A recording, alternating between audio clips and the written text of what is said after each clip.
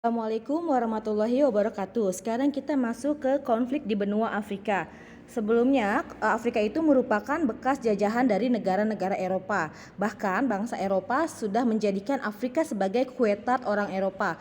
Karena kemampuan Eropa dalam hal membagi-bagi atau jatah wilayah jajahan negara-negara Eropa untuk benua Afrika.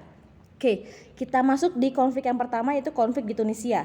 Konflik di Tunisia ini bermula pada bulan Desember 2010, di mana terjadi gelombang demonstrasi rakyat Tunisia yang menuntut mundurnya Presiden Tunisia yang bernama Presiden Zine Al-Abidine Ben Ali, di mana protes rakyat Tunisia untuk menuntut sang presiden mundur. Inilah yang menjadi awal mula terjadinya yang namanya fenomena Arab Spring.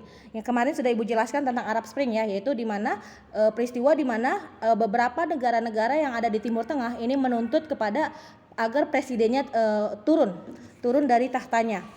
Oke, selanjutnya awal akhirnya demonstrasi di Tunisia ini diawali karena adanya aksi bakar diri dari seorang pedagang buah bernama Mohamed Bouazizi tanggal 18 Desember 2010. Kenapa Mohamed Bouazizi melakukan aksi bakar diri? Karena dagangannya itu disita oleh polisi Tunisia. Hal ini sebenarnya bisa kita lihat sejarah dari awalnya, yaitu sebenarnya Mohamed Bouazizi ini bukan seorang penjual buah biasa. Dia adalah seorang lulusan universitas yang harus bekerja sebagai penjual kaki lima di Tunisia. Setiap harinya Mohamed Bouazizi ini harus memberi suap kepada polisi sebesar 10 dinar. Tetapi Mohamed Bouazizi ini tidak mampu menyetor uang sebesar 10 dinar setiap hari. Sehingga inilah yang mengakibatkan akhirnya Mohamed Bouazizi melakukan penjualan buah secara ilegal. Tindakan Mohamed Bouazizi ini akhirnya membuat aparat polisi marah dan juga melakukan penyitaan terhadap barang dagangannya. Mohamed Bouazizi selanjutnya disiksa dan juga dihina oleh aparat kepolisian. Tindakan aparat tersebut akhirnya membuat Bouazizi marah dan juga dia akhirnya nekat untuk melakukan aksi bakar diri. Hal inilah yang menyebabkan tindakan dari Mohamed Bouazizi ini akhirnya menarik perhatian dari rakyat Tunisia.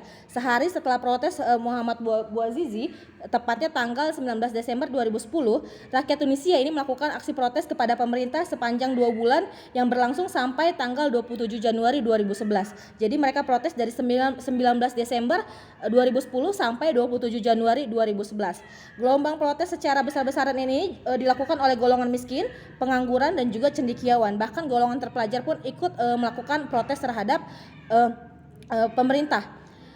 Selanjutnya, aksi protes ini menuntut untuk mundurnya Presiden Zine Al-Abidine Ben Ali yang telah menjabat sebagai presiden selama hampir 25 tahun. Jadi sudah Ibu bilang ya, hampir semua negara di Timur Tengah itu presidennya adalah presiden turun-temurun. Jadi keluarga mereka yang menjadi presiden. Inilah menyebabkan banyak negara di Timur Tengah ingin menuntut perubahan terhadap negaranya dengan menghadirkan seorang presiden yang bukan berasal dari kalangan yang sama.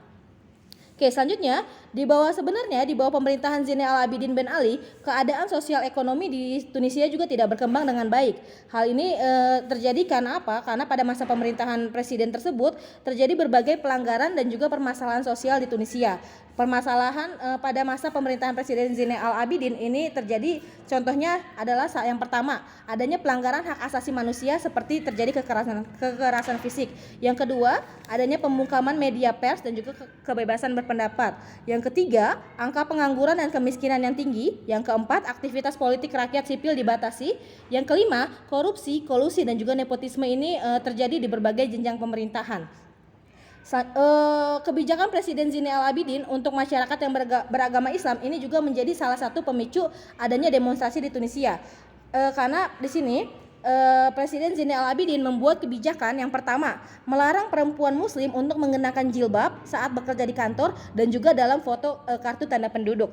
Lalu yang kedua, kebijakannya adalah melarang laki-laki muslim berjenggot saat foto untuk kartu tanda penduduk. Jadi ya kan jenggot itu merupakan ciri khas umat muslim ya. Jadi masa nggak boleh pakai jenggot kalau lagi foto KTP. Lalu yang ketiga, ini yang paling mengesalkan untuk rakyat muslim di Tunisia, yaitu melarang masjid untuk mengumandangkan azan. Jadi nggak boleh ada azan.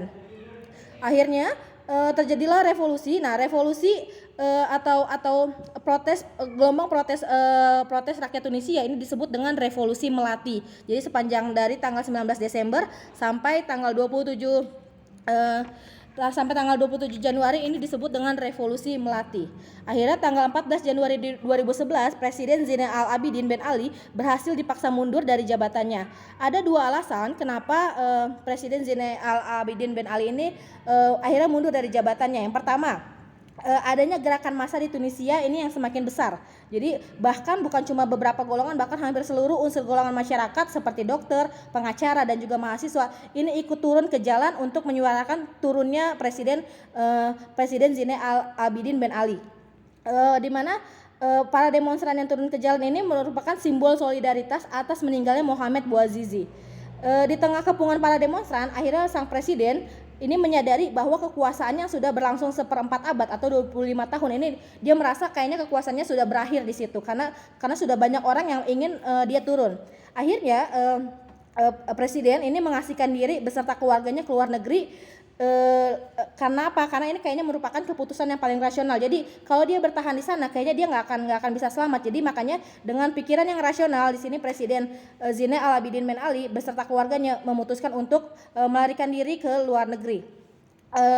Karena apa? Karena kalau dia tetap ada di Tunisia, dia akan dihadapkan kepada pengadilan untuk mempertanggungjawabkan semua tindakan yang telah dilakukannya selama dia menjadi pemimpin Tunisia.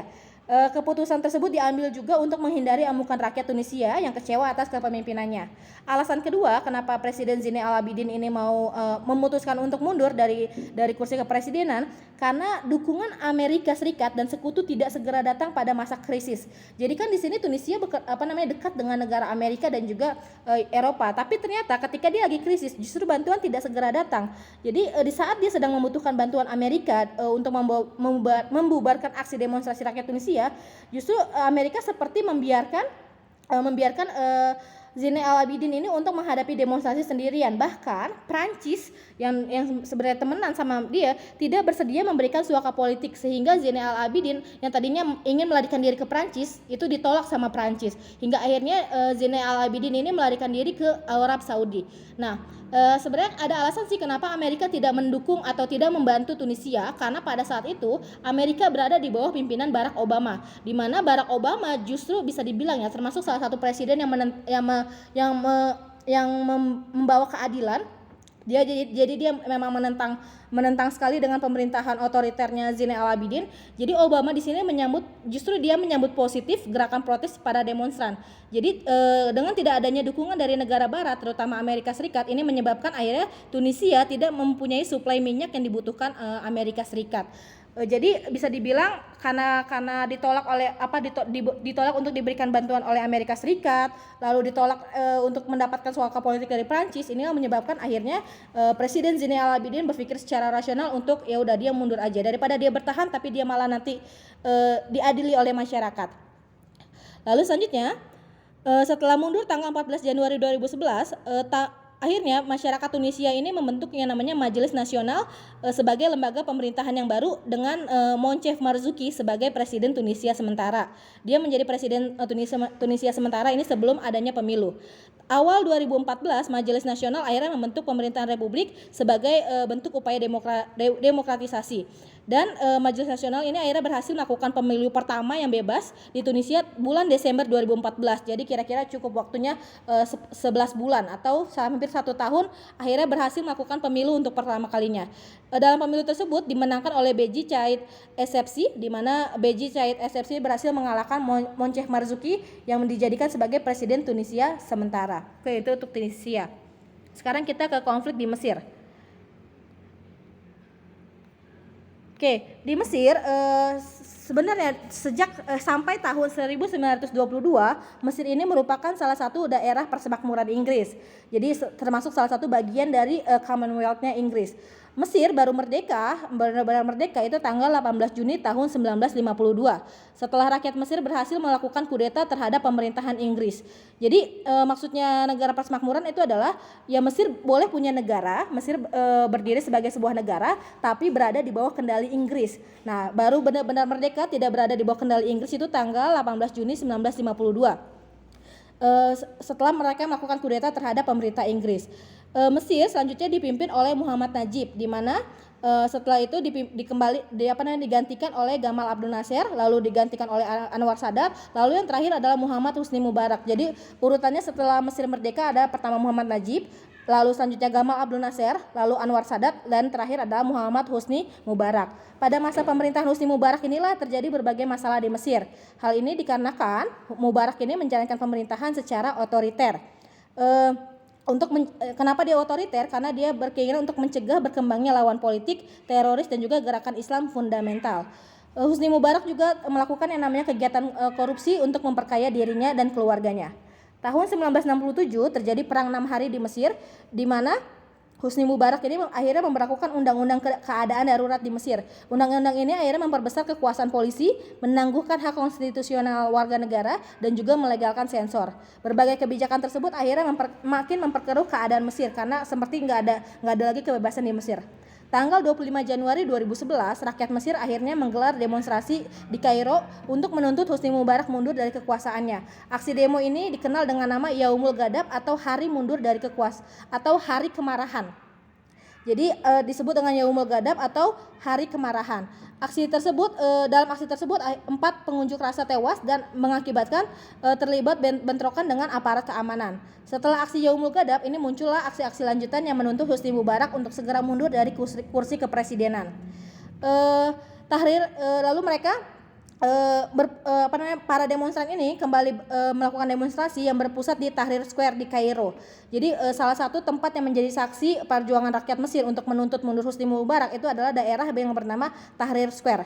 Tanggal 4 Februari 2011, artinya 10 hari kemudian, sekitar 1 juta umat Islam ini melakukan sholat berjamaah di Tahrir Square yang dilanjutkan dengan aksi protes secara damai. Puncaknya 11 Februari atau 7 hari kemudian, seminggu kemudian, Wakil Presiden Umar Sulaiman mengumumkan pengunduran diri Husni Mubarak melalui televisi nasional. Jadi yang melakukan mengumumkan pengunduran diri itu adalah wakilnya. Jadi bukan Husni Mubarak sendiri yang ngomong, tapi wakilnya yang bernama Umar Sulaiman melalui saluran televisi.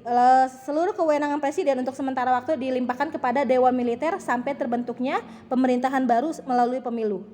Tahun 2012 Mesir ini mengadakan pemilu secara demokratis, di mana pemilu ini berhasil dimenangkan oleh Muhammad Mursi dengan memperoleh 57% suara. Terpilihnya Muhammad Mursi ini memberi harapan baru bagi rakyat Mesir dengan harapan pemerintah Mursi mampu merubah apa yang sudah dilakukan oleh Husni Mubarak.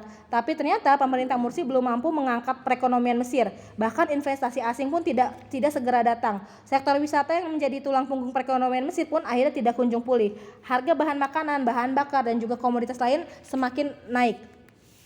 Muhammad Mursi akhirnya berusaha memperbaiki perekonomian dengan cara meminjam uang dari IMF atau International Monetary Fund atau uang Bank Dunia. Nah, akan tetapi rencana Mursi ini justru menuai kritikan dari berbagai pihak karena mereka khawatir dengan adanya pinjaman maka berpotensi menimbulkan yang namanya keresahan sosial.